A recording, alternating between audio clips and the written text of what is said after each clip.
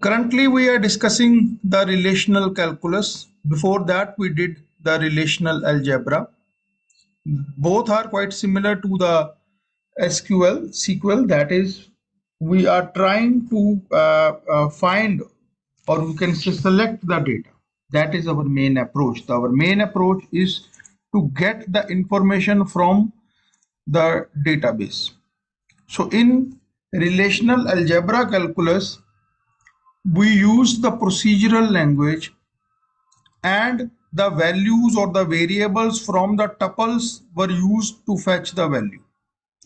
और अगर मैं डोमेन रिलेशनल कैलकुलस की बात करता हूं तो it is also a non procedural language, लेकिन इसमें हम लोग जो वेरिएबल्स यूज करते हैं they are not part of the tuples, but rather we are using the domains. Domains means the attributes, and the domain of the attributes rather than the value of the tuples to get the data.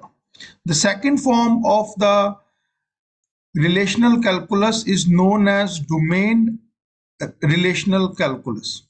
So why we call it a domain relational calculus? Because it uses the variables, or filtering variable uses the domains of the attributes. हम लोग attributes की domains को ही use करते हैं. जिस तरह से हमने रिलेशनल कैलकुलस के अंदर भी लॉजिकल ऑपरेटर्स यूज किए थे, लाइक एंड और and not, we can use them in the domain relational calculus as well. और उसके अलावा आप क्वांटिफायर्स भी यूज कर सकते हैं. Now let us see what is the notation. Before explaining the notation, I again repeat to all the students that there is no one fixed notation or syntax writing that has to be used for the domain relational calculus. There are one or two or three variations that can be used for writing the you can say writing the queries with the help of domain relational calculus. So पहले सबसे simple हम लोग ये समझने का कोशिश करते हैं कि नोटेशन किस तरह से दिया जाता है with the help of your domain relational calculus. So the first part contains the set of attributes that will be the part of the output. आपकी आउटपुट में कौन कौन से एट्रीब्यूट्स आएंगे, हम पहले उनका नाम देते हैं. Then followed by the predicate on the different set of attributes. Okay, तो predicate is basically what we have been using, that is the condition that we specify. And why I have used m here and n here is because m means all the attributes, whereas n means the number of attributes that you require in your output. So all the attributes can either be greater than or equal to the number of attributes that are required.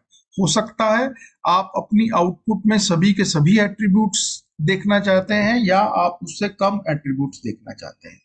So what is the meaning of A1 and A2? A1 and A2, the list that is given, are called the attributes, whereas P stands for the formula built by inner attributes. ठीक है, तो P is basically nothing but a condition or a predicate. Just consider this example for an instance. आप इस example को बहुत ध्यान से देखिए. What is the output attribute that I require? मुझे आउटपुट में कौन कौन से एट्रीब्यूट्स चाहिए? I require the article, I require the page, I require the subject. ठीक है, and they in courses का मतलब क्या है? The name of the relation जिसमें से मुझे ये एट्रीब्यूट्स चाहिए. And what is the condition? The condition is that the subject is equal to database. यानी मुझे इन तीन एट्रीब्यूट्स की वैल्यू चाहिए from the relation courses such that the value of the attribute subject is equal to database. This query will yield the article, page and subject from the relation courses where the value of the subject is equal to database. So there is not much of a difference with what we have been doing. It is only telling you that there are different ways. And why we are writing these different ways? Because different database management systems accept different you can say types of inputs. कोई domain relational calculus को solve करता है, तो कोई tuple calculus को follow करता है, तो that is their choice. So what we are discussing here is that how we are going to write a query for finding the three attributes article, page and subject in the relation courses where the value of the subject attribute is equal to database. Okay, so now we will look at another you can say description of what is a relational calculus in the tuple relational calculus. So he is talking not of the domain calculus, but now it is talking about the relational calculus. What we have done, you have used the variables that have a series of tuples in the relation. तो हमने उन variables को use किया that have a series of tuples in a relation. तो tuples की बात की थी. लेकिन डोमेन रिलेशनल कैलकुलस में क्या होगा, you will also use variables, but in this case variables take their values from the domain of attributes. तो जो वेरिएबल्स हैं वो अपनी वैल्यू एट्रीब्यूट्स के डोमेन्स में से लेते हैं. Okay, so what is the you can say your notation we have already seen, so this is just a repeat of that. Here they have used F rather than P, so that is perfectly okay. P means the predicate and F means the formula, but both are used to lay down the condition. Okay, so that won't make any difference, but the value of M should always be greater than equal to N. Now what is M? M means the total number of attributes, whereas N means the number of attributes that I want in my output. So let's see another example in here. Select the teacher ID and teacher name of students who works for the department 8. So that means there is some value called department is equal to 8, and what we are supposed to find is we are supposed to find the value of the teacher ID and teacher name who is working for the department 8. Okay, so let us see the query. What we need to find is we need to find the teacher ID and teacher name, and teacher ID and teacher name question mark. So from where we are going to get the teacher ID and teacher name, there is a question mark.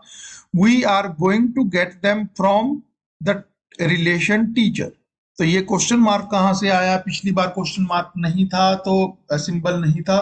तो please this is just the difference. Like I said that there are multiple ways of writing the domain notations. तो आप बस इतना difference लगा कर चलिए. Teacher ID और teacher name हमें चाहिए. टीचर आईडी और टीचर नेम दोबारा लिखने के बाद क्वेश्चन मार्क डाला. ये हमें दोनों कहां से मिलेंगे? ये हमें मिलेंगे from the relation teacher. Is there any condition? Yes, there is a condition. इसके लिए हमने एंड लगाया है. And what is that condition? The condition is that the department ID should be equal to.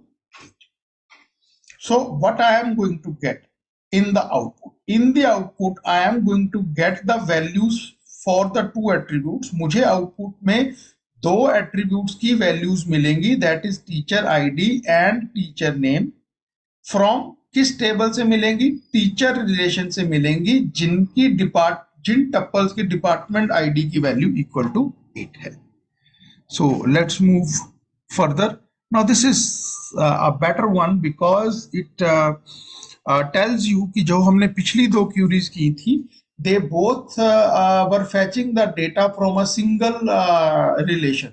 But now this example tells me how to work with a multiple relations. जो information मुझे चाहिए वो मुझे उस relation में नहीं, बल्कि उसके साथ एक रिलेटेड या रिलेशन में एक जो और रिलेशन है उससे मिलेंगी. तो what is the name? Get the name of the department name where Carlos works. अब बेसिकली कार्लोस एक टीचर है जो जिस डिपार्टमेंट में वर्क करता है, मुझे सिर्फ उसका डिपार्टमेंट आईडी मालूम है, मुझे उसका डिपार्टमेंट नेम मालूम नहीं है।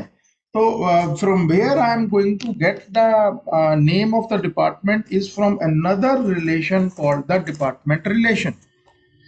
ओके, तो इसको मैं आपको बेटर वे में एक्सप्लेन करने के लिए just give me 1 second so that I can join my pen. Okay, थोड़ा सा ध्यान देना है, things will be absolutely clear and I hope that all of you are with me. There are two relations, one is a teacher relation and the other one is called the department relation.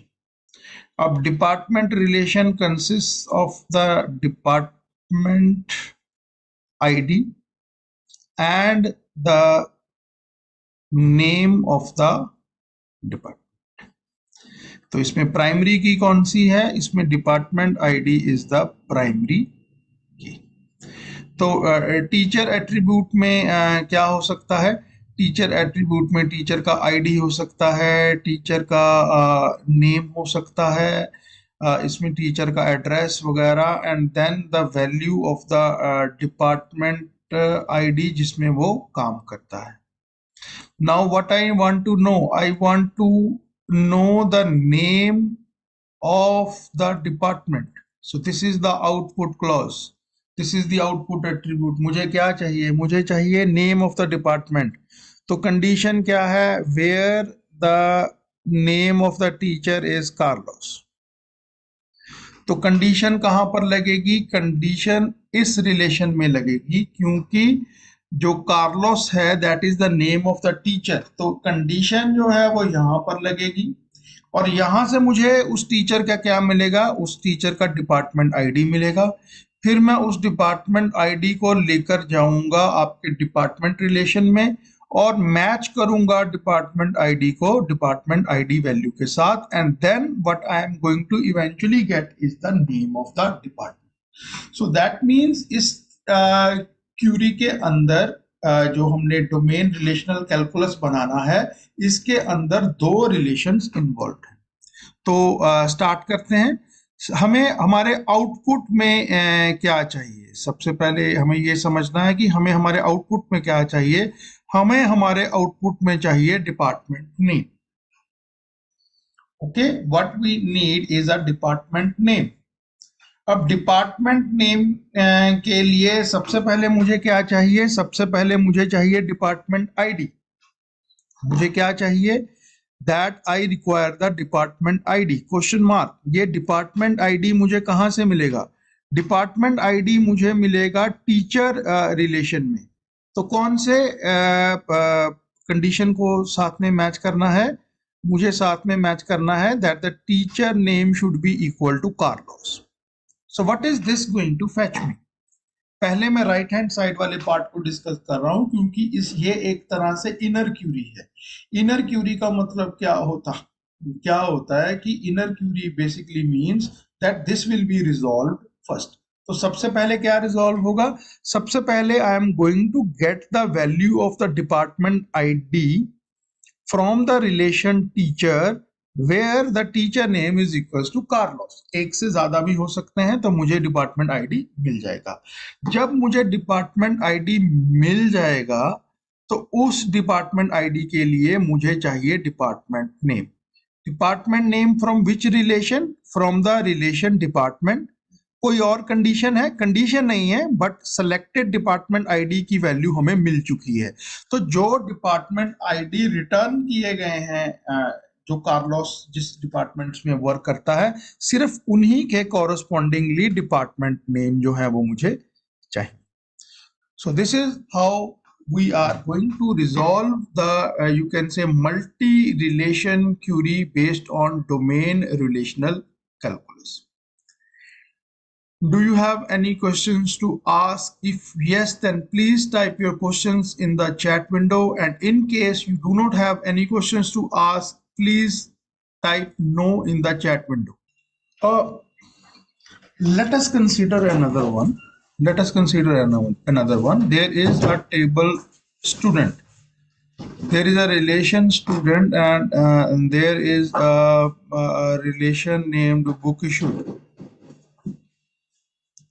तो क्या होता है, जैसा मैंने आपको पहले भी बताया था कि किसी को भी बुक इशू करने से पहले लाइब्रेरी चेक करती है कि ये हमारा स्टूडेंट है भी नहीं। अगर वो हमारा स्टूडेंट नहीं है, then obviously the student will not be issued the book. तो स्टूडेंट के अंदर क्या होता है कि स्टूडेंट का रोल नंबर होता है, स्टूडेंट का नेम होता है, उसकी क्लास होती है, उसका पर्सनल डिटेल्स होती हैं, and so many things are there. और बुक इशूड में क्या होता है कि स्टूडेंट का रोल नंबर है जी, किसको हमने बुक इशू की है, and then the title of the book, and there can be unique identification number of the book, कि हमने किस बुक उसको इशू की है। Unique identification of the book हम क्यों देते हैं? बिकॉज अगर मैं मानता हूं कि ऑपरेटिंग सिस्टम की एक बुक है जो रिटन बाय ऑथर ए है, तो इसकी मेरे पास 10 कॉपीज भी हो सकती हैं। तो अब 10 कॉपीज में से कौन सी कॉपी मैंने इसको इशू की थी, वो मुझे कहां से पता चलता है? यूनिक आईडी नंबर से पता चलता है। ठीक है, इसको हम लोग कई बार एक्सेशन नंबर भी बोलते हैं। तो अब क्वेश्चन क्या है, मैं जानना चाहता हूं कि रोल नंबर लेट से 24 को कौन कौन सी बुक्स इशू की गई हैं, या रोल नंबर 24 तो चलिए मुझे यहीं से मिल सकता है। अगर मैं ये जानना चाहता हूं कि मुझे रोल नंबर नहीं मालूम है लेट से स्टूडेंट का, लेकिन मुझे इतना मालूम है कि अमन नाम के स्टूडेंट का ने कितनी बुक्स इशू की हैं, मैं वो जानना चाहता हूँ। Obviously, I can understand that Aman can be a large number of students, लेकिन ये हमारी रिस्ट्रिक्शन है क्योंकि यूजर को सिर्फ और सिर्फ उसका नाम ही मालूम है, तो वो रोल नंबर जो है वो नहीं दे सकता है। अगर वो रोल नंबर दे पाता तो हम लोग रोल नंबर को डायरेक्टली बुक इशूड टेबल में ले जाते और रोल नंबर को बुक इशू टेबल से उसकी नंबर ऑफ बुक्स को कितनी इशू की हैं हम लोग फाइंड आउट कर सकते थे।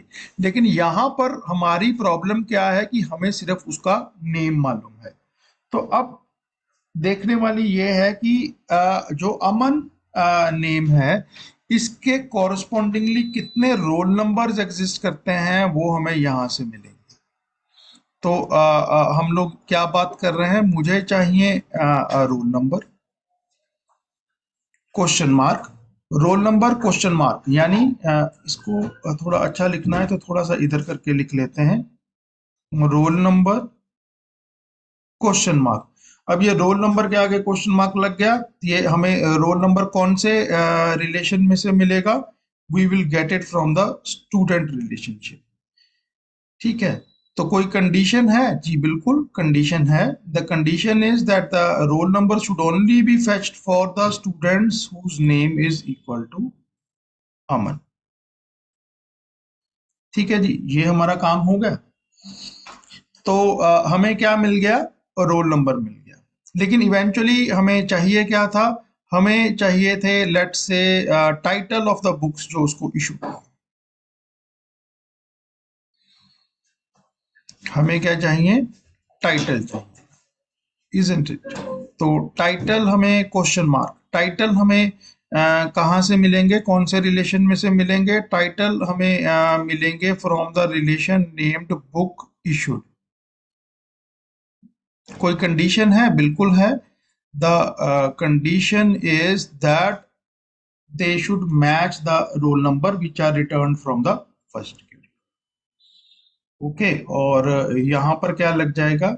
यहाँ पर हमने टाइटल था, एंड में भी हमें यहाँ पर जो चाहिए that is title. So title, so we are going to get the title from the relation book issued, जिसमें कंडीशन ये है कि सिर्फ यही वाले रोल नंबर्स के लिए बुक इशूड चाहिए, और ये वाले रोल नंबर हमें कहाँ से मिलेंगे? स्टूडेंट रिलेशन में से मिलेंगे, in which the name is equals to Aman.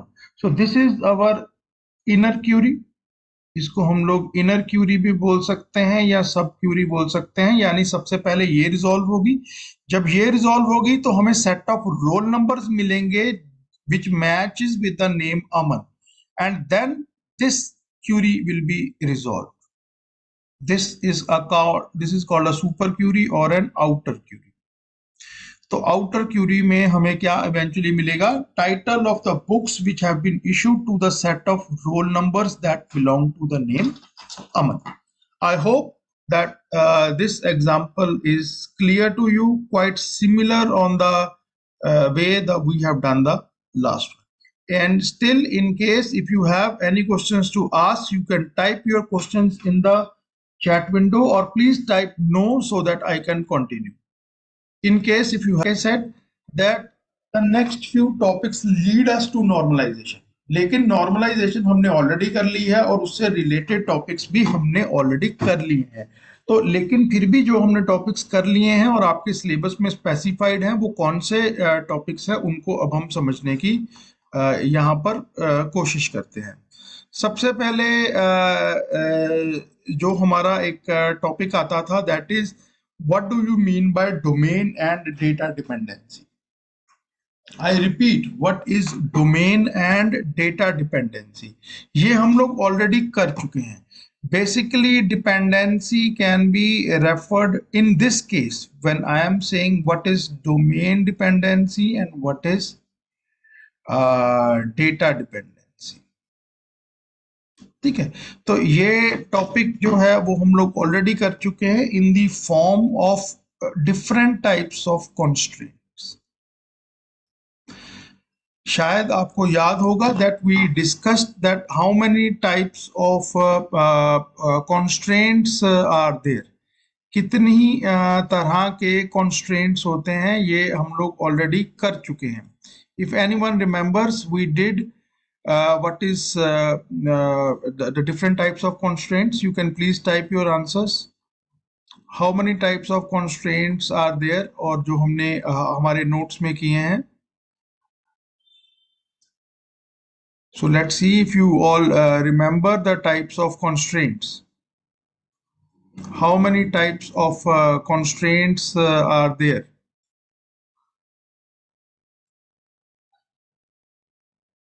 So I'm waiting. If you can, multi-valued dependency. These are not the constraints that we discussed. शायद थोड़ा सा याद हो, की constraint था एक, there was one key constraint. Do you remember the name? Okay, domain, entity, referential, key, and there was one more. So basically these are called the domain and data dependency. इसमें domain dependency को और की dependency को छोड़कर बाकी सारे के सारे आर यू कैन से ये जो पार्ट्स आ रहे हैं, these are called the domain constraints. Please understand that these constraints are basically जो वैल्यू को रिस्ट्रिक्ट करते हैं, जो वैल्यू को नल नहीं छोड़ने देते हैं, जो वैल्यू को एक लिमिट के अंदर डालकर रखते हैं, these are called the domain dependency और द डोमेन कॉन्स्ट्रेंट्स। अब इस एग्जांपल में देखते हैं कि what do you mean by a domain dependency और a domain constraint in a DBMS. A table in a DBMS is obviously a set of rows and columns, and each column is called an attribute, whereas rows are called the tuples. rows को हम लोग tuple बोलते हैं और columns को हम लोग attribute बोलते हैं। domain क्या होता है? domain of an attribute क्या होती है? the permitted values that one can have. For example, marks. अगर मेरे पास एक एट्रीब्यूट है जिसका नाम है मार्क्स, तो उसकी डोमेन क्या है? That marks can be between 0 to 100 and the marks can not be null. क्या मार्क्स यूनिक होने चाहिए? Please answer. Should the marks also be unique?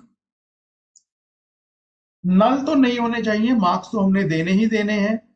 Marks 0 से लेके 100 के बीच में होने चाहिए, लेकिन मार्क्स यूनिक नहीं हो सकते हैं। You are right, because the marks can be common for multiple students. तो domain is a unique set of values, the set of values that is permitted for an attribute in a table. तो किस तरह से हम लोग लगा सकते हैं? जैसा मैंने सीक्वल में आपको कॉन्स्ट्रेंट्स बताया था, तो आप कॉन्स्ट्रेंट्स लगा सकते हैं। डेटा टाइप बताने के बाद कॉन्स्ट्रेंट्स, किस तरह के कॉन्स्ट्रेंट्स आप लगा सकते हैं? not null, unique, primary key, foreign key, check, default, or these are called your domain constraints. ठीक है, so these all are called the domain constraints or the domain dependency. इसको आप प्लीज थोड़ा सा दिमाग में रखिए.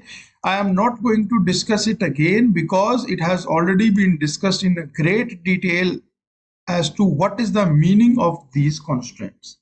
उसके बाद the next topic is relational decomposition. Again, something that we have done in great detail and I am not going to do it again. But I am going to just revisit what is the meaning of decomposition. Decomposition का मतलब ये है कि when we break a larger table into smaller tables, then it is called the decomposition.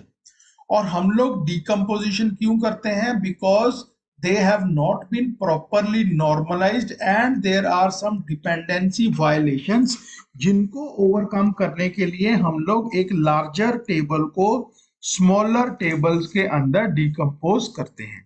तो what is decomposition? Decomposition का मतलब क्या है कि जब हमारे पास relation model जो है is not in the appropriate normal form, यानी वो थर्ड नॉर्मल फॉर्म पर जाना चाहिए था, अभी वो सेकंड नॉर्मल फॉर्म में है, तो मैं डिकम्पोजिशन करता हूं. डिकम्पोजिशन में क्या है? It breaks the table into smaller tables. अब जब हम लोग डिकम्पोजिशन करते हैं तो हमें ध्यान में रखना पड़ता है that our decomposition should have the following two characteristics. One is lossless decomposition and the second one is the dependency preserving. तो इसके बारे में मैं आपको बता देता हूं.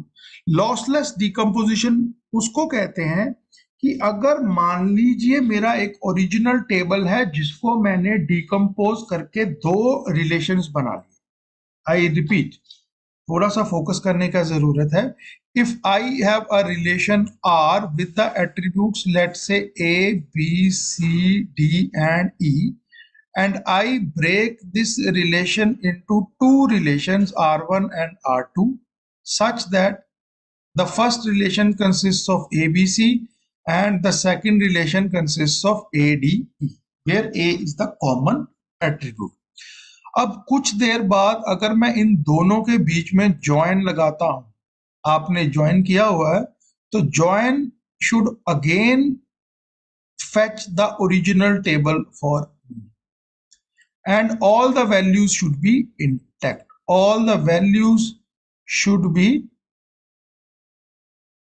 intact or I should be able to recover all the values. If I am able to do that, then it is called the lossless decomposition, and in case I lose some value, then it is called the lossy decomposition. Means after I have decomposed a relation into two relations, जब मैंने उन दोनों relations को बाद में join किया, I could not recover all the values of the original relation. That means it is the lossy decomposition. But हमें क्या चाहिए? हमें lossless decomposition चाहिए. Second is dependency preservation. आप जानते हैं कि there are different types of dependencies, जिसमें से सबसे important कौन सी है? आपकी functional dependency. तो कोई भी dependency अगर आपके original relation में exist करती है, that should also exist in the you can say resulting decomposition. थोड़ा सा इसका एग्जाम्पल करके देखते हैं. अगर आपके पास एक रिलेशन है, उस रिलेशन में A B C D and E है, ठीक है, तो इसमें डिपेंडेंसी है. That means B is functionally determined by A and C is also functionally determined by A and E is also functionally determined by A. Obviously D and वो भी करते होंगे, लेकिन एग्जाम्पल के लिए मैं बताता हूं कि ये तीन जो हमारी डिपेंडेंसीज जो हैं वो एग्जिस्ट करती हैं इन योर ओरिजिनल रिलेशन, और मैं इस रिलेशन को R1 एंड R2 के अंदर डिवाइड कर देता हूं. तो फर्स्ट रिलेशन में ए बी एंड सी है और दूसरे रिलेशन में ए डी एंड ई है. तो क्या मैंने ऊपर वाली तीनों डिपेंडेंसीज को रिटेन किया? प्रिजर्व किया। तो अगर मैं रिलेशन 1 की बात करता हूं तो relation 1 is preserving this and relation 1 is also preserving this, whereas in the second one it is preserving this, isn't it? So f1 is basically equals to f0 is equals to this one. If I call this as f dependency, this as f1 and this as f2, so what I want to prove is that f0, which is equal to f1 union f2, is equal to original f. That means all of the dependency has been preserved. तो जब आप normalisation में decomposition करते हैं तो आपको make sure करना ही पड़ेगा that you are not losing on any information, plus all the dependencies have been preserved. Okay, so I think that will be enough for the day. So let's just go back. These are some of the examples that you can go through your notes. And the next topic that we are going to do in the next lecture is called the Armstrong axioms. Nothing, we have already done everything. These are just the set of rules. Sometimes we call it by different names, and I will explain it to you what are Armstrong axioms in the next lecture. And I hope that all of you are aware and ready. And after doing these rules, हमने एक या दो आपके नॉर्मलाइजेशंस छोड़े थे क्योंकि मैं चाहता था कि हम लोग बाकी के टॉपिक्स एक बार कवर कर लें. तो उसके बाद after studying Armstrong's axioms, what we are going to do is we are going to cover the normal forms 4 and 5. Okay, so it is over from my side.